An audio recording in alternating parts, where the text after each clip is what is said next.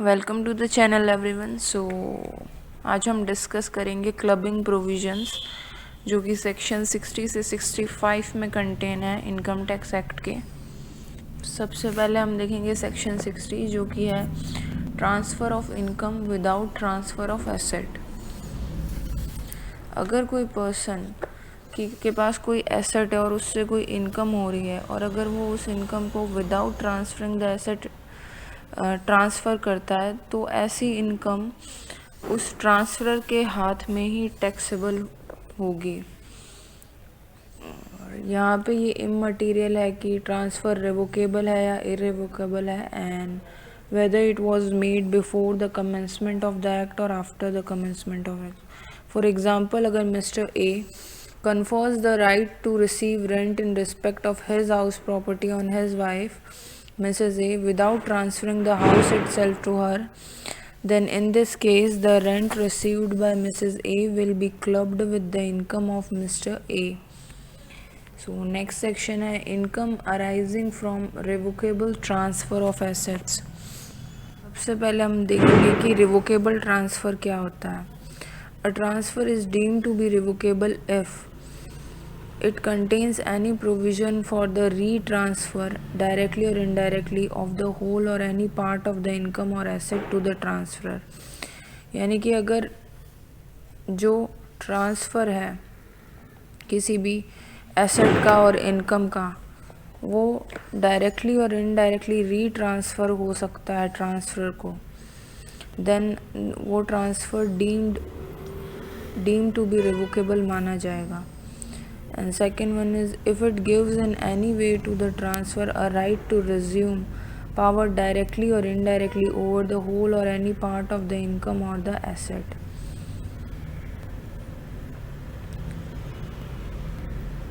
तो ऐसे केस में then all the income arising to any person by virtue of revocable transfer of asset is to be included in the total income of transfer.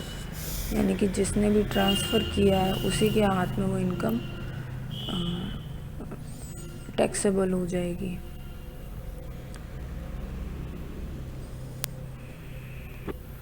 सो ये जो section 61 का जो clubbing provision है income arising from revocable transfer of asset will operate even if only part of income of transferred asset had been applied for the benefit of transfer। यानी कि अगर उस income का थोड़ा सा भी पार्ट ट्रांसफ़र के बेनिफिट के लिए अप्लाई हुआ है देन ये प्रोविजंस अप्लाई हो जाएंगे। And once the transfer is revocable the entire income from the transferred asset is included in the total income of transfer. ये जो सेक्शन 61 है इसके कुछ एक्सेप्शंस हैं जहाँ पे क्लबिंग प्रोविजंस अट्रैक्टेड नहीं होंगे even in case of revocable transfer. तो कुछ केसेस हैं transfer not revocable during the lifetime of beneficiary और the transferee. If there is a transfer of asset which is not revocable during the lifetime of transferee, यानी कि जिसको भी asset transfer किया गया उसकी life time में उस एसेट पर से उसका राइट ख़त्म नहीं हो सकता, then the income from the transferred asset is not includable in the total income of transfer provided the transfer derives no direct और indirect benefit from such income. इसमें जिसने भी ट्रांसफ़र की इसमें जो ट्रांसफ़र है उसको डायरेक्टली और इनडायरेक्टली उस इनकम से कोई बेनिफिट नहीं होना चाहिए, सारा बेनिफिट ट्रांसफरी को या फिर बेनिफिशरी को होना चाहिए।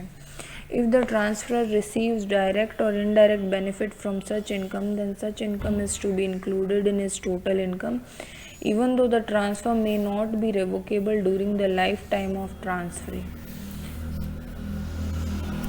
सो जहाँ पे भी थोड़ा सा भी बेनिफिट अगर ट्रांसफ़र हुआ ट्रांसफ़र को तो वहीं पे वो इनकम उसके हैंड में टैक्सेबल हो जाएगी। And second one is transfer made before April 1, 1961 and not revocable for a period exceeding 6 years।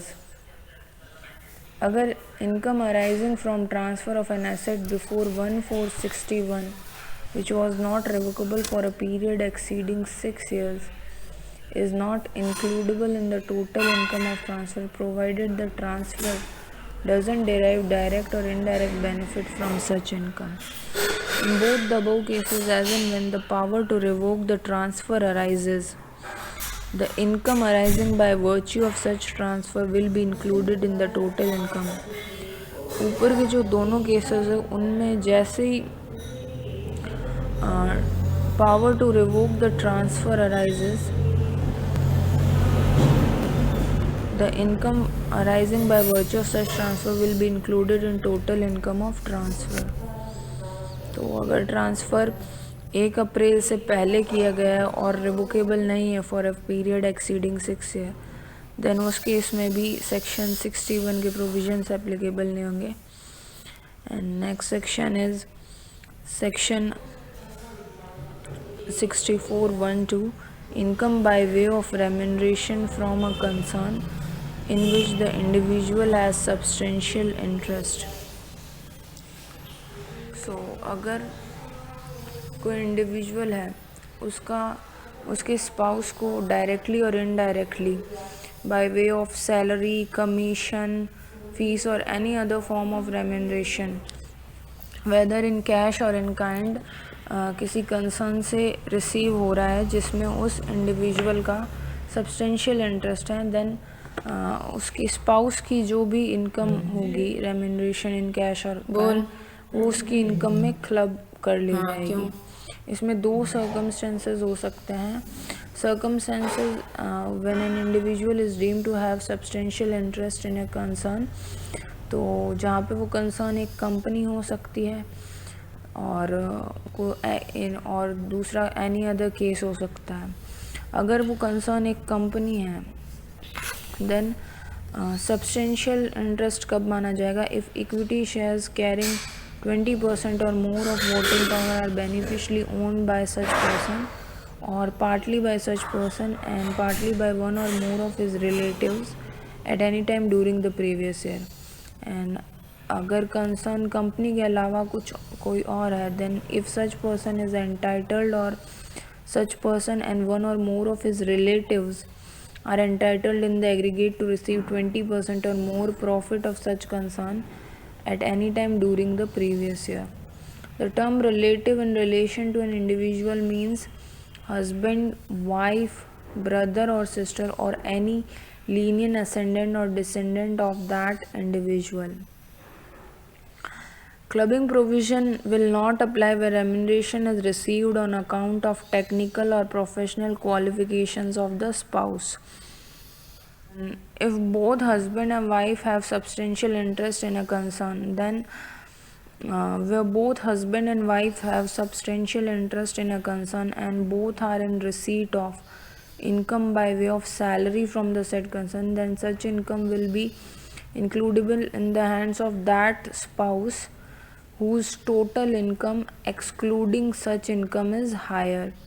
यानी कि जिस भी स्पाउस की इनकम उस कंसर्न से जो भी इनकम हो रही है उसको एक्सक्लूड करके हायर है, उसकी इनकम में दूसरे स्पाउस की इनकम ऐड हो जाएगी.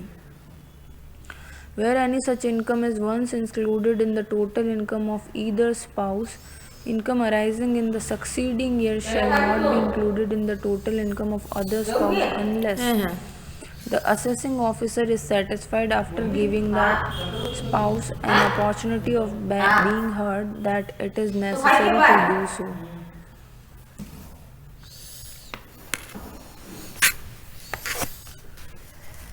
Well, next section is income arising to the spouse from an asset transferred without adequate consideration. So, अगर where there is a transfer of an asset other than house property, यानी जो भी asset transfer हुई है वो house property नहीं होनी चाहिए, directly or indirectly from one spouse to the other. Otherwise then for adequate consideration or in connection with an agreement to live apart, जो transfer है वो adequate consideration के लिए नहीं होना चाहिए और in connection with an agreement to live apart नहीं होना चाहिए. Then any income arising in that case to the transferee spouse from the transferred asset, either directly or indirectly, shall be included in the total income of transferred spouse. Transfer of house property.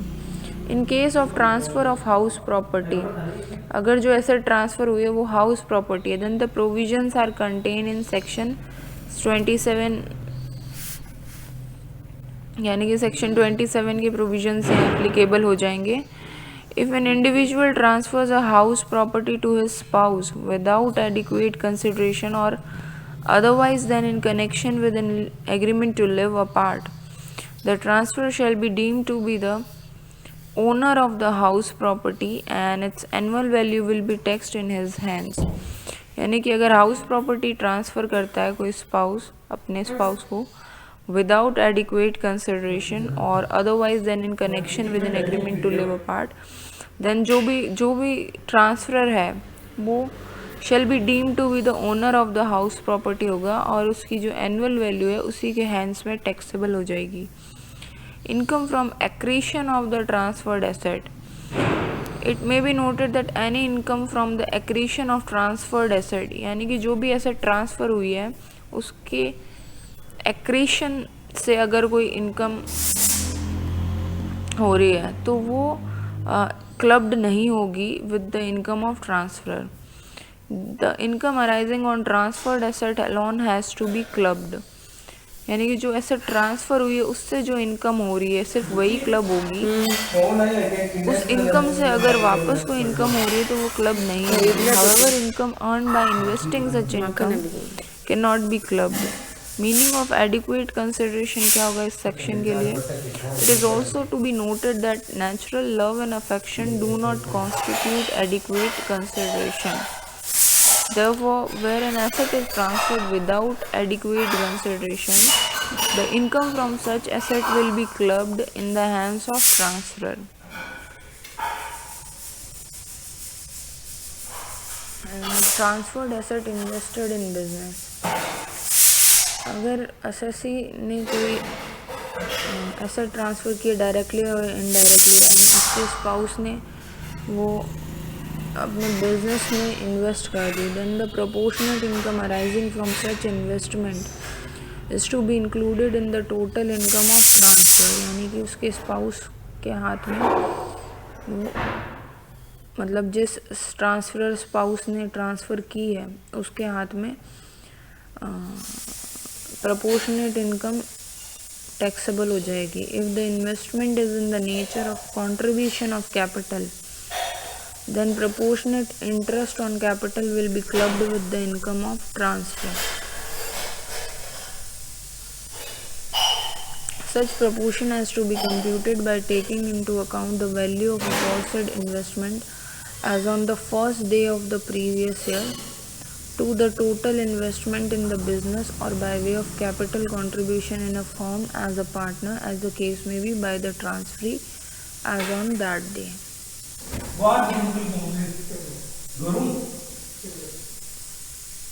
Next section is section 64, subsection 1, clause 6, which is about income arising to son's wife from the asset transferred without adequate consideration by the father-in-law or the mother-in-law.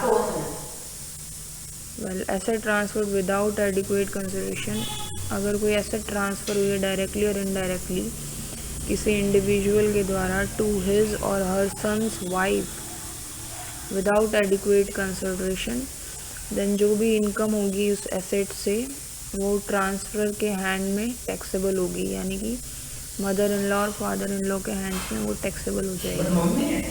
Well, जो asset transfer हुई है वो business में investment कर दी गई है. Then for this purpose where the asset transferred directly or indirectly by an individual to his or her son's wife are invested by the transferee, यानी कि जो son's wife है उसने बिजनेस में इन्वेस्ट कर दी है वो asset. then proportionate income arising from such investment is to be included in the total income of transfer. यानी कि जो son's wife है उसके बिजनेस से जो भी इनकम होगी उसकी प्रोपोर्शनेट इनकम जो उस इन्वेस्टमेंट से हो रही है वो फादर इन लॉ और मदर इन लॉ के हैंड्स में टैक्सेबल हो जाएगी. If the investment is in the nature of contribution of capital, then proportionate interest on capital will be clubbed with the income of transfer. Transfer of asset for the benefit of son's wife, यानी कि all income arising directly or indirectly to any person or association of persons from the asset transferred directly or indirectly without adequate consideration to such person or association of person by an individual will be included in the total income of individual to the extent such income is used by the transferee for the immediate or deferred benefit of transferor's son's wife. यानी कि अगर कोई individual ने किसी third person को या association of person को कोई मतलब एसेट ट्रांसफ़र की है और उस एसेट से जो भी इनकम हो रही है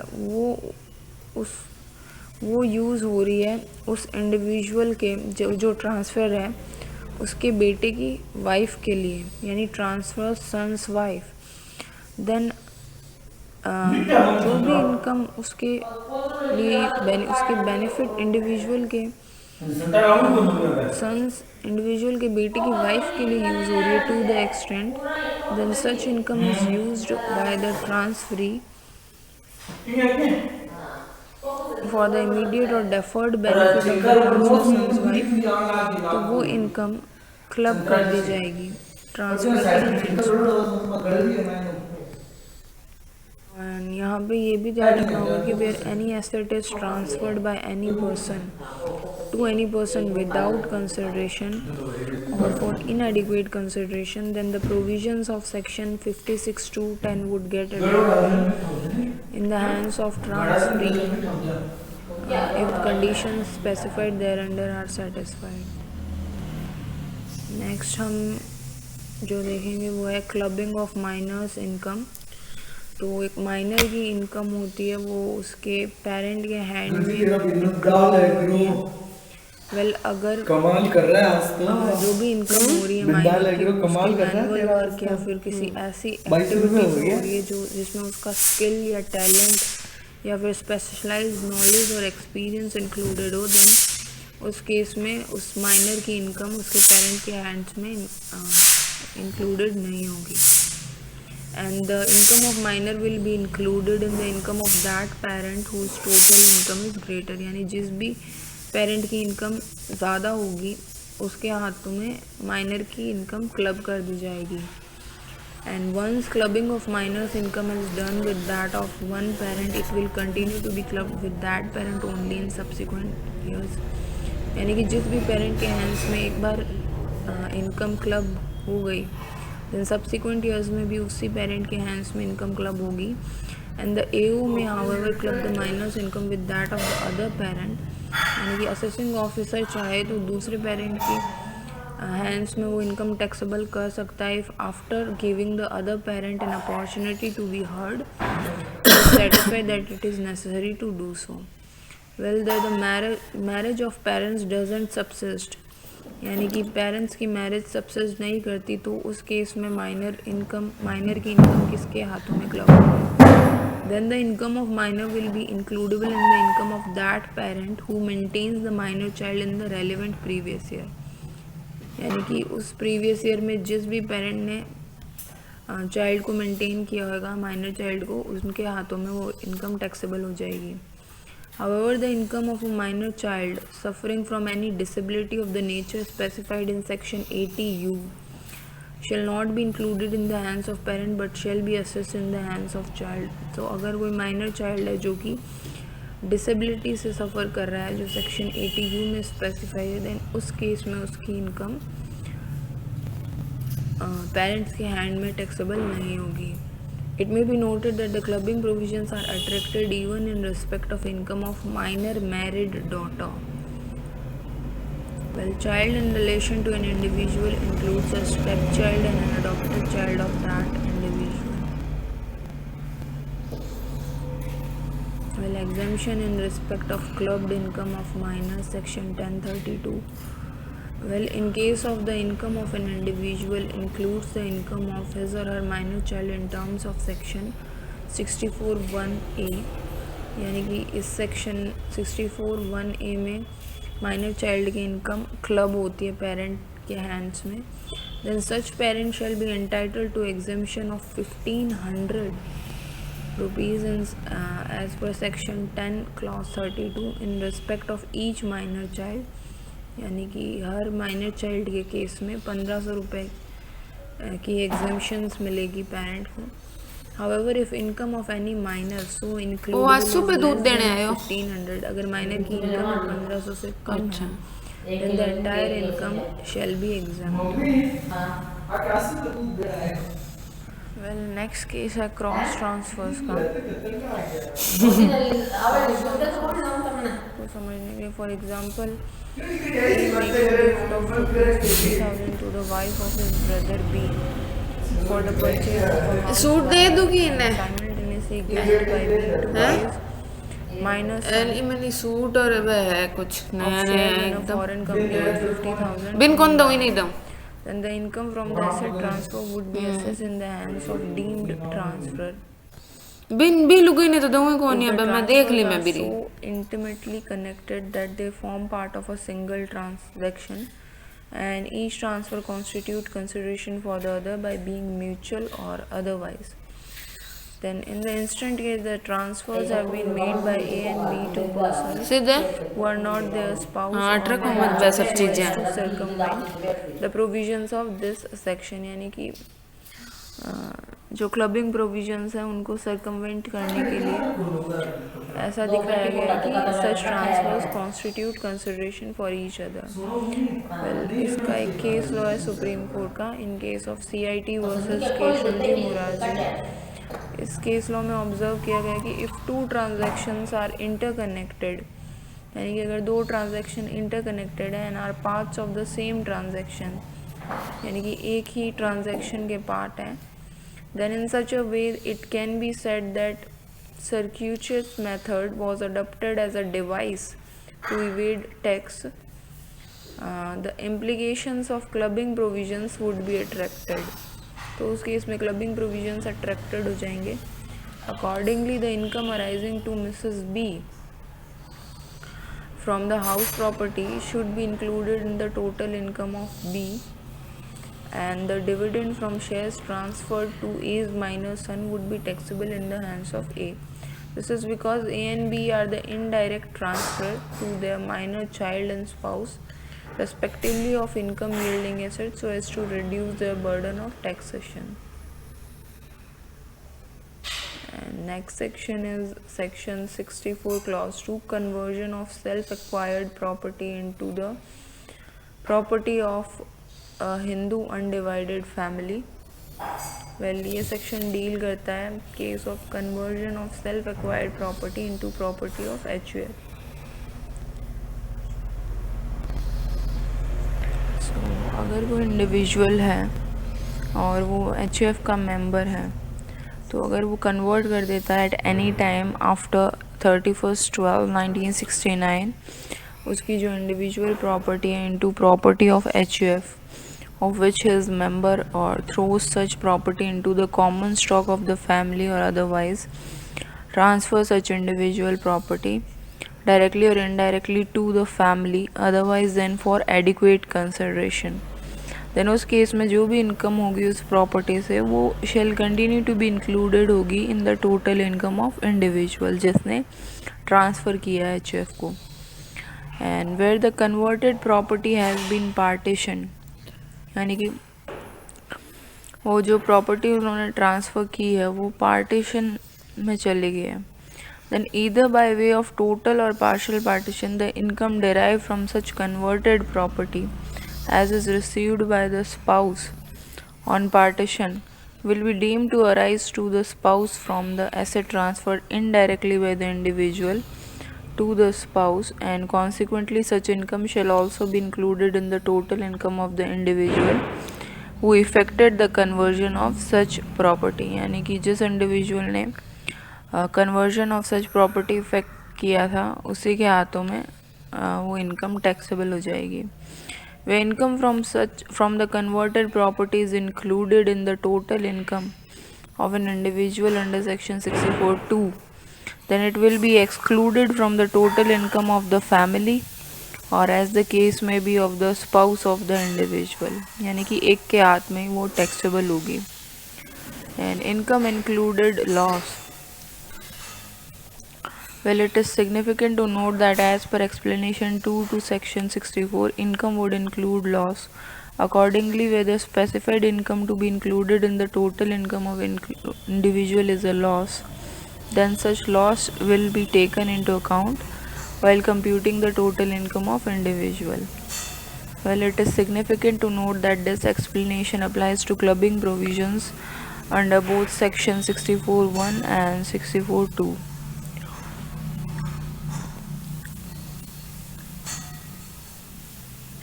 सेक्शन 64 है liability of person in respect of income included in the income of another person.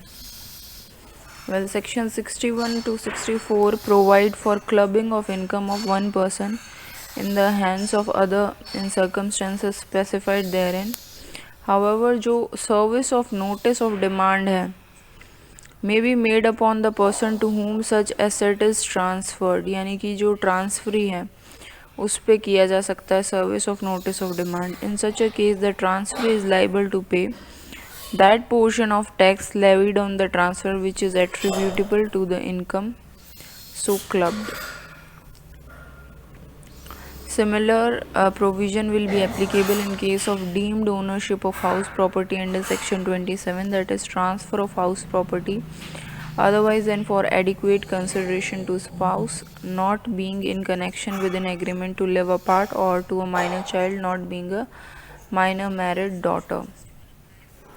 And जो distinction है between section 61 and 64, वो है main distinction between the two sections is that section 61 applies only to a revocable transfer made by any person, while section 64 applies to revocable as well as irrevocable transfers made only by individuals. So thanks for watching and like, share and subscribe to our channel. Thank you.